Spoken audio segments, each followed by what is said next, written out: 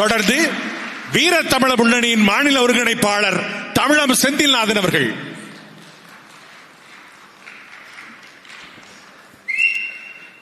அண்ணன் உள்ளிட்ட அனைவருக்கும் வணக்கம். உண்மையில் இந்த பொதுக்குழு என்பது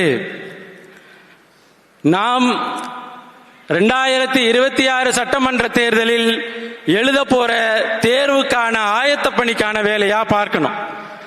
குறிப்பா கட்சியினுடைய களப்பணி, இந்த வேலைகள் எங்கு போய் தேர்தலில் நம்ம போய் நிற்கும் பொழுது என்னவாக மாறுகிறது, இதையெல்லாம் சுத்தி நம்ம பார்த்தோம்னா ஒரு மாநில ஒருங்கிணைப்பாளரா நான் என்ன செய்யறேன் இந்த தேர்தலுக்கு அப்படின்னு சுய பரிசோதனை நான் செய்து கொண்டிருக்கிறேன்.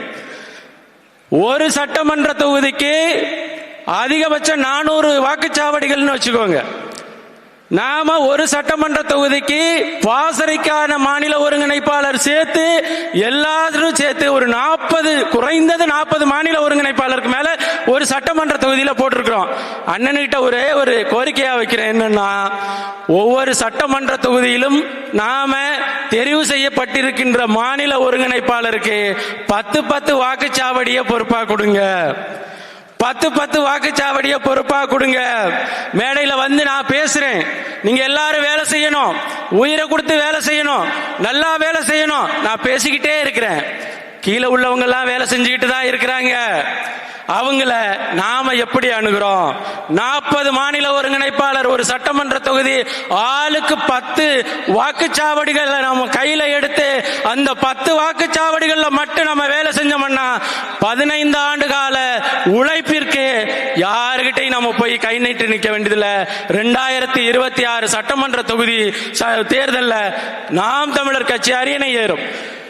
நான் ஒரு சமீபத்தில் இந்த பொதுக்குழுவை நான் அதுக்கு கூட பயன்படுத்திக்கிறேன். சமீபத்தில் ஒரு ஆய்வு நூல் எழுதி கொண்டிருக்கிறேன்.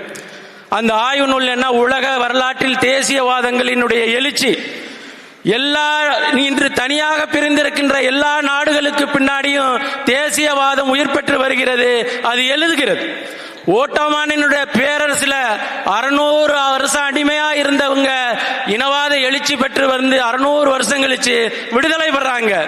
எல்லா வரலாற்றையும் பார்க்கும் பொழுது, தமிழ்நாட்டில் தமிழ் தேசியத்தினுடைய வரலாற்றையும் எழுச்சியையும் பார்க்கும் பொழுது நம்பிக்கையோடு நான் நிற்கிறது என்னன்னா, 15 ஆண்டு காலத்தில் தமிழ் தேசியவாதம் இந்த மண்ணில் எழுச்சி பெற்ற அளவிற்கு உலக வரலாற்றில் எந்த தேசியவாதமும் மிக விரைவில் எழுச்சி பெறல. அதுக்கு ஒரே காரணம் அண்ணன் சீமான் மட்டும்தான். நான் பார்த்த உழைப்பாளிகள் இஸ்ரேல்ல இருக்கும் பொழுது அசாத்திய உழைப்புகளை கொட்டிய யூதர்களை நான் பார்த்திருக்கிறேன். அதற்கு பிறகு இந்த மண்ணில் இந்த கட்சிக்காக, இந்த களப்பணிக்காக, இந்த தேசியத்திற்காக, இந்த தேசியத்தினுடைய வெற்றிக்காக அசாத்திய உழைப்புகளை கொட்டியிருக்கிற ஒரு மாபெரும் தலைவனாக அண்ணன் சீமான் அவர்களை பார்க்கிறேன். அந்த தலைவனுக்கு நாம் செய்கின்ற நன்றி கடனாக இந்த தேர்தலை வெற்றி பெற்று நாம் தமிழர் கட்சி அரியணை ஏற வேண்டும் என்று சொல்லி தந்த வாய்ப்புக்கு நன்றி கோடி மதிக்கிறேன். நன்றி, வணக்கம். நாம் தமிழர்.